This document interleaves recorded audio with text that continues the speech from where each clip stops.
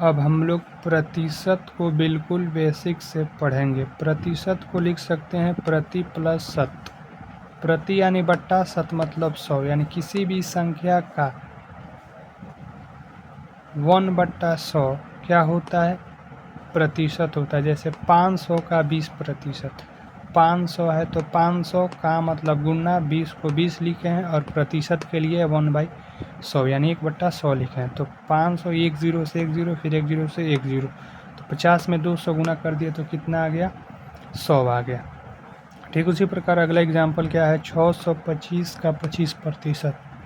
625 है तो 25 का मतलब गुना, 25 के लिए 25 और प्रतिशत के लिए 1/100। 25 से ये 100 कट जाएगा 4 बार में, और 625/4 क्या होगा, 156.4/1/4 प्रतिशत। ऐसे आगे क्या दिया है, 400 का 10% निकालना है। अगर किसी भी संख्या का 10% निकालना हो तो उस संख्या के दाहिने से एक अंक के बाद दशमलव लगाते हैं।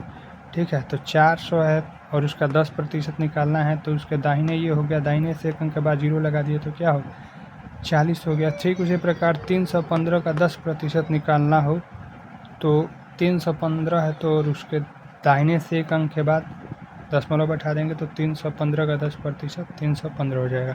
अगर 315 का 20% निकालना हो तो क्या होगा, 315 है तो 315 का मतलब गुना, और 20 को हम लोग क्या लिख सकते हैं, 10% गुने 2, तो 315 का 10% क्या हो जाएगा, दाहिने से एक अंक के बाद 0 यानी 31.5। ये तो 315 का 10% होगा और 2 से गुना कर देंगे तो ये कितना हो जाएगा, 63। तो 315 का 20% कितना हो जाएगा, 63। ठीक उसी प्रकार अगर 420 का 30% निकालना हो, 10% के बाद आप जितना भी निकालना हो उससे गुना कर देंगे। ठीक है, 10% के बाद अगर आपको 40% निकालना हो तो 10% गुने 40 लिख सकते हैं। अगर 60% निकालना हो तो 10% गुने 6 लिख सकते हैं। 80% निकालना हो तो 10% गुने 8 लिख सकते हैं। ठीक, 420 का 30% निकालना हो तो 420 का हम लोग क्या लिख सकते हैं, 420 लिखेंगे और फिर 30% को क्या लिख सकते हैं, तो 10% गुने 3।